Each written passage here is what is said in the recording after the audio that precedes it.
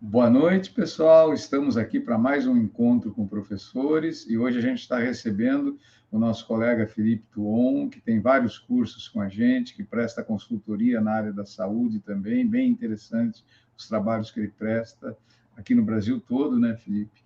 E para falar um pouquinho sobre os mistérios do antibiograma, cada vez mais importantes devido ao problema da resistência microbiana. Então, será que dá para acreditar no antibiograma, quando ele está certo, quando ele está errado, o que influencia o seu resultado, enfim.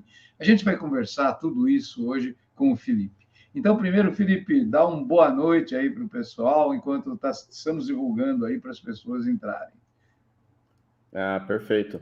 Bom, uma boa noite a todos. Boa noite, Tadeu. É um prazer imenso aí estar presente essa noite com vocês para falar de um assunto que eu acho que ele é fundamental, né, no uso racional dos antimicrobianos, que é a correta interpretação do antibiograma. E o antibiograma é uma das principais armas que nós temos na racionalização dos antimicrobianos. Então, o antibiograma ele tem um papel chave no Antimicrobial Stewardship Program, né? Então, no gerenciamento de antimicrobianos.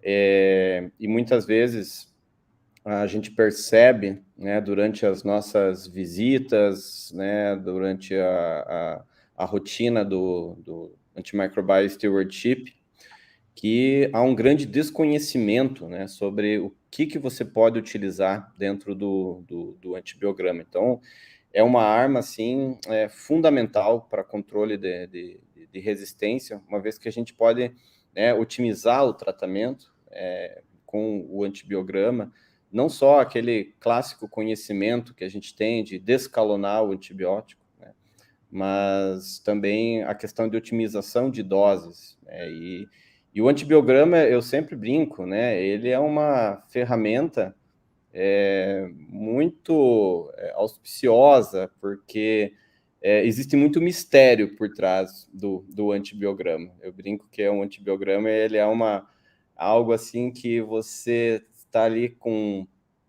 ele na sua mão, né? E você está tendo uma ideia, né? Você está tendo uma foto, mas na realidade é como se fosse uma foto de um país, né? Você está vendo a foto de uma área, mas por trás daquela foto existe muito mais coisa, né? Muito mais informação do que a gente realmente está vendo. Então a gente pode obter muita informação com o antibiograma. E por outro lado, né, ele pode ser perigoso, porque a interpretação incorreta do antibiograma, ele pode trazer consequências catastróficas, tá? Isso. Então, eu acho que é uma coisa importante, né, Felipe? Eu vou fazer uma pergunta até para a gente pensar um pouquinho na introdução. Por que as bactérias têm tanta facilidade em desenvolver resistência aos antibióticos, né? O ser humano quebra a cabeça para descobrir um novo antibiótico e meses, às vezes já são intrinsecamente resistentes, ou então, em pouco tempo, já temos cepa resistente. Por que esse fenômeno acontece?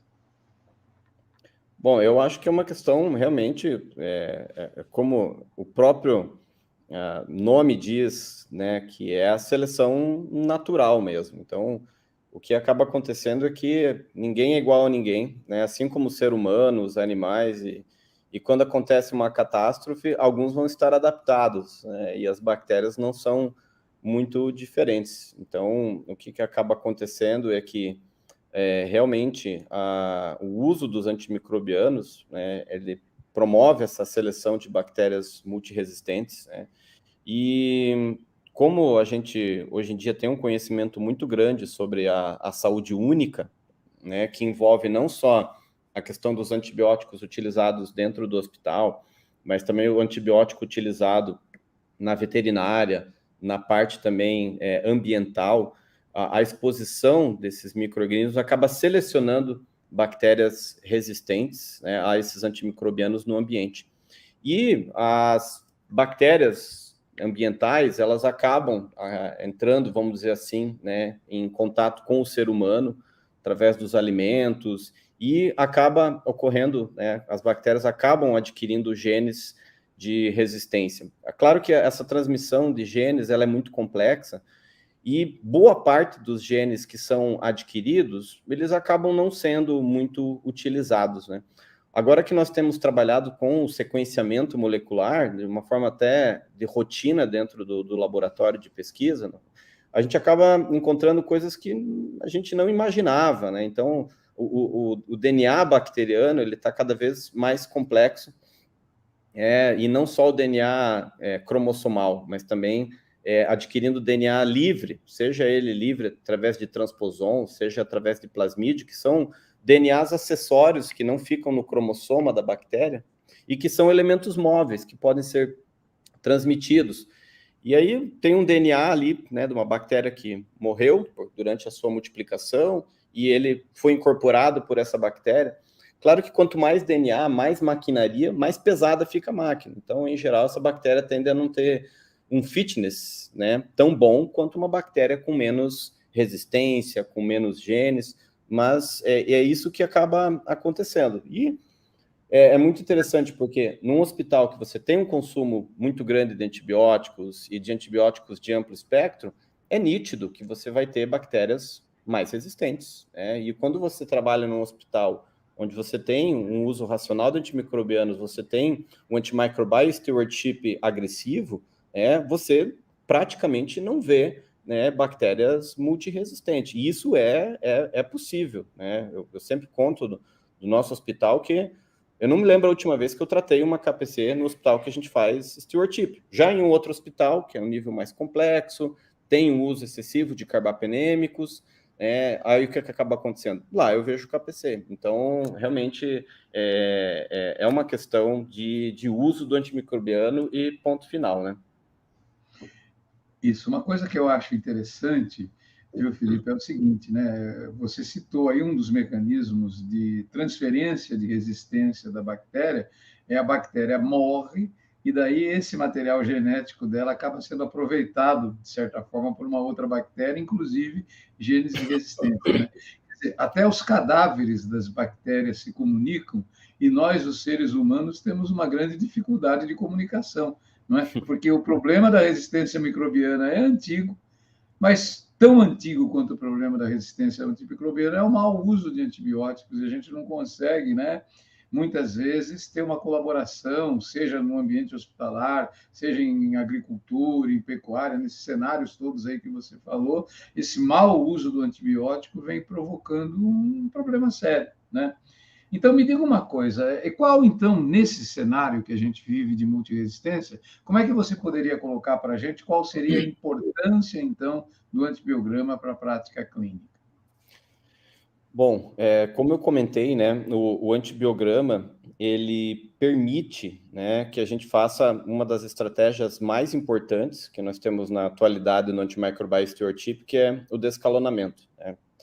É uma tendência, né, nos hospitais que a gente trabalha com pacientes mais graves, o emprego dos antibióticos de amplo espectro, né? Até porque, como, né, a gente não tem ainda um diagnóstico muito rápido, isso faz com que a gente tente acertar, né, o esquema antimicrobiano da melhor forma possível. E é claro que aqui já envolve um grande problema, que se você não tem um conhecimento da sua epidemiologia, você acaba lançando mão de antibióticos de amplo espectro para fazer o uso empírico. Agora, se você tem um bom conhecimento da sua epidemiologia local, o que você acaba tendo, né? Você pode utilizar antibióticos de espectro mais estreito, antibióticos que induzem menos resistência. Mas voltando à questão do antibiograma, né, ele é uma ferramenta que nós temos um delay, um atraso, né, porque hoje nós temos kits rápidos que eu consigo em 1 hora ou 4 horas ter a identificação de uma bactéria de uma amostra clínica qualquer e ter os genes de resistência, mas eu não tenho um antibiograma, né? E a gente sabe que muitas vezes ter um gene de resistência não necessariamente significa que ele está sendo expresso. E por outro lado, muitas vezes a bactéria é resistente ao antibiótico, mas não por genes, né, de resistência, mas sim pela não produção de determinados genes. Então, isso faz com que o antibiograma, apesar de toda a inovação que nós temos atualmente com as técnicas de diagnóstico rápido, ele ainda continua sendo uma arma fundamental no antimicrobial stewardship.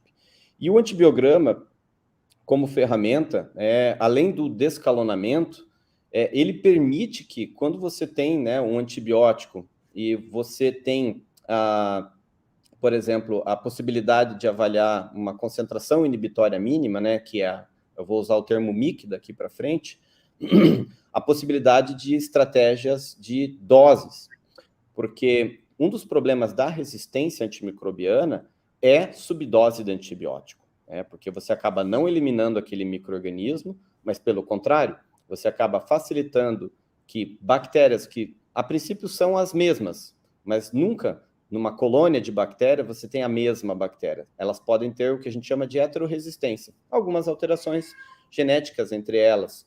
E se você usar a subdose de antibiótico, você vai automaticamente selecionar, dentro daquele sítio de infecção, bactérias resistentes. Então, o antibiograma também é uma ferramenta muito importante para otimização, além, obviamente, do descalonamento do antibiótico, junto com a identificação, obviamente, do patógeno, que é o primeiro passo antes da realização do antibiograma, né?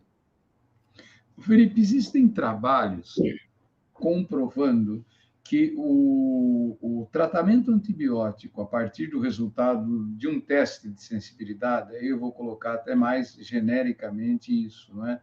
Quer dizer, o tratamento, então, realizado a partir do resultado de um teste de sensibilidade, apresenta significativamente melhor sobrevida do paciente do que um feito às cegas, além desse aspecto da seleção de resistência dentro do ambiente hospitalar? Existe, eu digo porque eu tenho vários trabalhos mostrando isso, né? Então, nós temos vários trabalhos que, com o antibiograma, você tem duas questões, né? A primeira é você ter errado, literalmente, o antibiótico, né? Então, esse aí é o que a gente chama de terapia inadequada. Então, a terapia inadequada, que você não seguiu no antibiograma e está tratando uma bactéria que não vai ser, o antibiótico não vai ter atividade, é o primeiro fator, né, de aumentar a mortalidade. Tá? O segundo é você estar utilizando um antibiótico que não tem a melhor potência. Então, você até pode estar utilizando um antibiótico que ele é sensível, ele vai ter atividade contra esse micro-organismo. Mas dentro daquele cardápio de opções que o antibiograma lhe fornece, será que a que você está utilizando é a melhor? E aí, nesse caso, não é uma questão de escalonamento, mas é de otimização terapêutica. Né? Outra questão também, sabe, entendeu? É a questão de custo que isso pode trazer. Então, eu já mostrei de mortalidade, né? Já mostrei de resposta clínica, quando você otimiza a dose e otimiza a droga, né? Imagina que você tem lá duas drogas, são sensíveis, mas você vai utilizar a que tem uma melhor potência para aquele micro-organismo. Você vai poder escolher uma droga que seja mais barata, né? Então, você vai trazer, né, uma retenção de recursos, diminuição de custos dentro do seu hospital. Além disso, você vai poder optar por drogas que tenham menos eventos adversos, né? Você vai poder optar por drogas que tenham menos interações medicamentosas, né? Aqui o meu gato sempre gosta de participar das lives aqui. A minha cachorrinha estava por aqui também, até agora há pouco. É o meu gato preto, para me trazer sorte. É E também a questão de dose, de custo, de eventos adversos, né, de potência, e, por último, né, a questão de penetração tecidual também. Né? Então, você tem ali duas drogas que são sensíveis, e você tem uma droga que, não só por potência antimicrobiana, mas uma droga que tem maior penetração naquele sítio de ação. Então, o antibiograma ele permite trazer, né, uma rede de estratégias, e às vezes é esse que é um grande desafio, né, do antibiograma, porque eu brinco, quando tem lá uma opção terapêutica no antibiograma, é fácil, provavelmente é aquela droga que você vai escolher. Agora, um antibiograma que te traz ali 15 opções terapêuticas, né? Qual que é a melhor opção? Aí eu brinco, né? É como aquele cardápio que você tem no restaurante, que tem tanta opção que você não sabe o que escolher. E aí, para quem que você vai pedir a dica, né? Você vai pedir a dica para o chefe, para o garçom. Eu sempre falo, né? O infectologista do Antimicrobial Stewardship é o garçom ou o chefe, né? Ele que vai falar, olha, dentre essas opções, eu escolheria, né, esse antibiótico aqui, que eu acho que é o que o paciente, você, e o hospital são os que mais vão gostar, provavelmente, né? O pessoal já está começando a colocar umas perguntas aqui, eu já vou, podem ir colocando, que eu já vou fazer, estou colocando só algumas coisas de caráter introdutório aqui para a gente ir batendo um papo, né? Então, rapidamente, Felipe, quais seriam, então, os principais mecanismos de resistência que os micro-organismos desenvolvem? Bom, vamos lá. Os principais mecanismos, né? Primeiro, inibição do antibiótico através de produção de enzimas, então modificação enzimática. Isso, de longe, é o mais importante mecanismo dentre as enterobactérias, dos bacilos gram-negativos, né? Como um todo, não só enterobactérias, que são enzimas que modificam ou destroem o antibiótico, né? Para os beta-lactâmicos, são as beta-lactamases. Para os aminoglicosídeos, são as enzimas modificadoras de antibiótico, de aminoglicosídeos, né? Como as acetilases, acetiltransferases, são várias que nós temos. Além disso, nós temos também mutações no sítio de ação, que é mais frequente nos gram-positivos, por exemplo, o Streptococcus resistente à penicilina, o Staphylococcus resistente à oxacilina, são mutações no sítio de ação. Nós temos também, além disso, muito frequente nos gram-negativos, principalmente em pseudomonas, e Acinetobacter, mas principalmente em pseudomonas, que é um mecanismo que altera a entrada do antibiótico dentro da célula.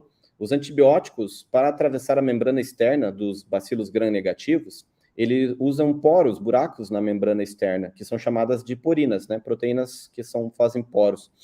E a bactéria, habilmente, né, sabendo que ela está sendo atacada pelos antibióticos, ela pode parar de expressar o gene, né, que está produzindo esse poro. E então ela para de produzir o poro, o antibiótico não consegue atuar. Além disso, né, aí ao longo seculares, né, as bactérias desenvolveram enzimas, proteínas, na realidade, transmembrana, que tem o potencial de botar coisas para dentro dela, tirar, então, eu quero glicose, vou trazer glicose para dentro, jogar potássio para fora, enfim. E essas bombas são chamadas bombas de efluxo. E ao longo da evolução das bactérias, elas adquiriram a possibilidade de jogar para fora o antibiótico. Isso como uma forma natural, porque num ambiente, numa ecologia onde você tem lá vários micro-organismos, você tem fungos, as bactérias foram selecionando essas enzimas, essas proteínas que jogam antibiótico que entrou no citoplasma ou que entrou no espaço periplasmático para fora da célula. Então, a gente chama isso de bomba de efluxo. Tá? Então, basicamente, esses são os principais mecanismos. Existem outros, né? A inibição de translação, né? A modificação, né, do sítio, não necessariamente uma mutação, né, mas uma modificação por alguma enzima, mas basicamente são enzimáticos, né, por destruição do antibiótico, a mutação do sítio de ação, modificação, né, vamos dizer assim, do sítio de ação, perda de porinas e bomba de efluxo. Esses são os principais, tá? Os mais descritos, assim, para a gente ter uma ideia, para simplificar, né? A localização desses, vamos chamar assim, genes, né, de resistência microbiana, ela pode ser cromossômica ou não, né? Conta para a gente um pouquinho quais são essas principais localizações e qual o impacto até na ecologia hospitalar desses diferentes locais onde estão esses genes. A questão, né, da aquisição de genes cromossomais, elas permitem, né, que, vamos dizer assim, essa transferência de resistência, ela se perpetue em uma espécie. Tá? Claro que a incorporação de um gene no cromossoma, ela é muito mais complexa, mas ela pode acontecer. Tá? Nós estamos vendo, né, que alguns genes de resistência, né, ainda embora sejam raros, eles acabam sendo adquiridos, né, introduzidos no cromossoma da bactéria, e isso permite que esse gene se propague pelos seus filhotes, né, bacterianos, vamos dizer assim. Além disso, mutações no próprio cromossoma também fazem com que aconteçam essas modificações e automaticamente proteínas, enzimas que são modificadas por alterações no cromossoma também perpetuem esse mecanismo de resistência. Porém, essa é uma questão de evolução. Nós estamos num momento onde ainda a maioria dos genes de resistência, eles não são cromossomais, eles são adquiridos. Geralmente, esse gene adquirido, ele não é incorporado no cromossoma bacteriano, ele acaba ficando fora do cromossoma, geralmente protegido, através de uma membrana, igual a membrana celular, que nós chamamos de plasmídio, principalmente nos gram-negativos. Quer dizer, de longe, nos gram-negativos é o principal mecanismo.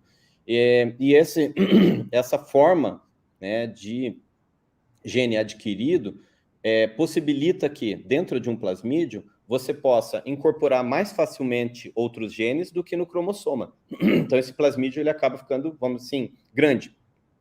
Outra questão, esse plasmídio ele pode ser transmitido de uma bactéria para outra, que não precisa ser nem da mesma espécie. Então, uma Klebsiella pode transferir para uma E. coli, para um Citrobacter.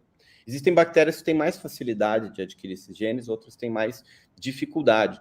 E outra questão, entendeu? Hoje você pode ter uma bactéria com 1, 2, 3, 4, 5 plasmídios. Então, realmente uma super máquina produtora de resistência. E no momento que a bactéria vai se dividir, ela transmite esse plasmídio junto. No momento que há uma sinalização da multiplicação bacteriana, o plasmídio ele também se multiplica e acaba passando, obviamente, de geração para outra.